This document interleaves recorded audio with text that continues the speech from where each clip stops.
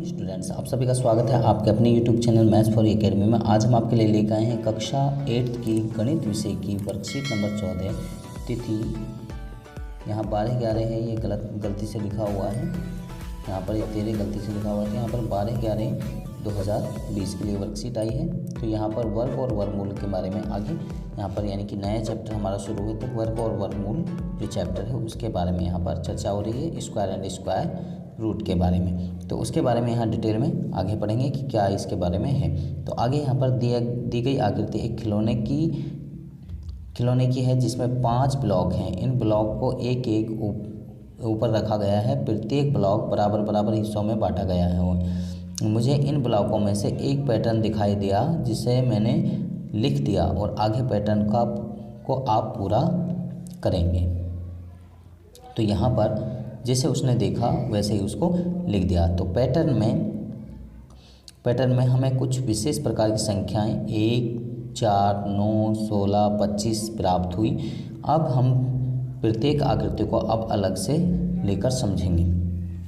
तो सबसे पहले यहाँ एक आकृति है अलग कलर की, यहाँ पर एक, यहाँ कितनी है 4 है तो 4 लिख दिया। यहाँ पर 9 है, यहाँ 9 लिख दिया।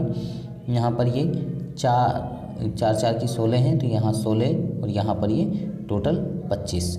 तो यहाँ पर ये हमने जो बॉक्स हैं इनको काउंट करके यहाँ पर लिख दिया। अगर आप इनको इस तरीके से काउंट करते हैं तो आप इजीली काउंट कर पाएंगे कितने बॉक्स हैं। तो यहाँ पर आप देखेंगे इनको इस तरीके से काउंट करेंगे, ये 5 इधर काउंट करेंगे, 5 के मल्टीप्लाई करेंगे तो ये 25। इनको अगर काउंट करेंगे तो 4 गुणा के 4, तो यहाँ पर जैसे लिखा हुआ 4 गुणा के 4 16। इस तरीके से इनको काउंट करेंगे 3 गुणा के 3, 3 तिया 9 हो जाएगा। इसी तरीके से हम काउंट करेंगे 2 और 2, 2 दूनी 4। इसको काउंट करेंगे तो 1 गुणा के 1। तो इस तरीके से कितने भी बॉक्स हों उनको हम इसी तरीके से इजीली काउंट कर सकते हैं। जैसे यहाँ पर आपको लिखा हुआ एक बॉक्स को यानी कि 1 गुणा के 1 यानी कि 1 सेंटीमीटर स्क्वायर इसको कहा जा सकता है। इस क्षेत्रफल को यानी कि क्षेत्रफल कितना होगा तो 1 सेंटीमीटर स्क्वायर।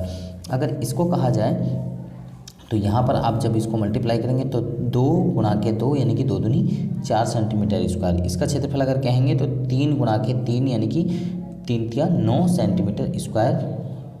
तो यहाँ पर इसको अगर कहते हैं 4 गुणा के 4 यानी कि 4 चौके 16 सेंटीमीटर स्क्वायर। इसको अगर कहेंगे तो 5 गुणा के 5 यानी कि 25 सेंटीमीटर स्क्वायर। आप इसको इस तरीके से कह सकते हैं। तो आगे यहाँ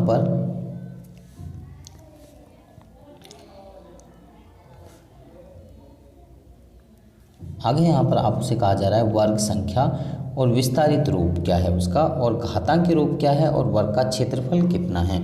तो यहाँ पर वर्ग संख्या क्या है 1, 4, 9, 16 और 25।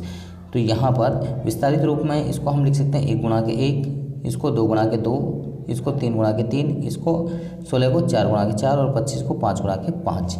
या फिर घातांक के रूप में अगर कहा जाए तो इसको 1 की पावर 2, इसको 2 की पावर 2, इसको 3 की पावर 2, इसको 4 की पावर 2, इसको 5 की पावर 2 कहा जा सकता है। अगर वर्ग का क्षेत्रफल में कहा जाए तो इसको 1 वर्ग इकाई, इसको 4 वर्ग इकाई, इसको 9 वर्ग इकाई, इसको 16 वर्ग इकाई और इसको 25 वर्ग इकाई, इसको यानी कि ये कहा जा सकता है। आगे उपरोक्त संख्याएं 1, 4, 9, 16, 25 विशेष प्रकार की संख्याएं हैं जो हमें वर्ग का क्षेत्रफल निकालने से प्राप्त हुई, इसलिए हमें इन्हें पूर्ण वर्ग संख्या कहते हैं। क्या कौन संख्या कहते हैं? पूर्ण वर्ग संख्या कहा जाता है इनको।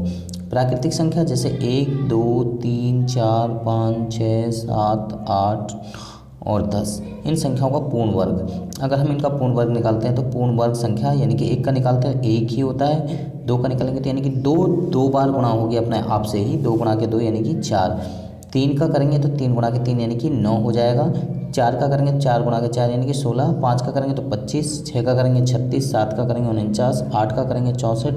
9 का करेंगे 81 और 10 का करेंगे 100। तो इनको मुँह जुबानी आप याद रखें ताकि आपको कोई दिक्कत ना हो आगे। 1 से 100 के बीच में पूर्ण वर्ग संख्याएं हैं ये, 1 से लेके 100 के बीच में जो पूर्ण वर्ग संख्याएं ये सारी की सारी हैं। अब यहाँ प्रयास कीजिए, नीचे दी गई संख्याओं के बीच की पूर्ण वर्ग संख्याएं ज्ञात कीजिए। तो 40 और 50 के बीच में आप यहाँ देख सकते हैं 40 और 50 के बीच में सिर्फ 49 है। 60 और 70 के बीच में सिर्फ ओनली 64 पूर्ण वर्ग संख्या है। तो आगे यहाँ पर आपसे कहा जा रहा है, आगे यहाँ पर क्या 1 और 4, 4 और 9, 9 और 16 के आदि के बीच में कोई और पूर्ण वर्ग संख्या है? यानी कि 1 और 4 के बीच में, 4 और 9 के बीच में, 9 और 16 के बीच में कोई और ऐसी संख्या जो पूर्ण वर्ग संख्या है? तो उपरोक्त पैटर्न से हमें समझा कि वो संख्या अपनी जैसी संख्या के गुणा करने से प्राप्त होती है। तो जैसे 2 गुणा के 2 यानी कि 4 आता है, तो दोनों संख्याएं एक जैसी हैं, अतः यह पूर्ण वर्ग संख्या है। तो 2 गुणा के 3 अगर करेंगे तो 6, तो 2 और 3 संख्या समान नहीं है, अतः वह पूर्ण वर्ग संख्या नहीं हो सकती। तो वो पूर्ण संख्या नहीं हो सकती। तो सेम संख्या को सेम से गुणा करने पर जो बनता है वो कहलाता है पूर्ण वर्ग संख्या। तो कोविड-19 के संदर्भ में आपको यहाँ उचित व्यवहार संदेश दिया जा रहा है कि नियमित रूप से अपने हाथों को साबुन और पानी से धोते रहें। यहाँ पर आपको पिक्चर भी दिखाई गए हैं। तो मुझे लगता है कि ये सवाल आपको समझ में आ गए हैं। अगर आपको समझ में आ गए हैं तो आप हमारी वीडियो को लाइक करें, शेयर करें और हमारे चैनल को सब्सक्राइब करें। अगर आप अभी तक नए हैं तो हमारे चैनल को सब्सक्राइब जरूर करें और इसके साथ बेल आइकन को जरूर प्रेस करें, ताकि आपको आने वाली हर वीडियो की अपडेशन साथ में मिलती रहे। तो आप बच्चे हमारे साथ बन रहे हैं हमारी नेक्स्ट वीडियो तक। आप सब बच्चों का इस वीडियो को देखने के लिए धन्यवाद।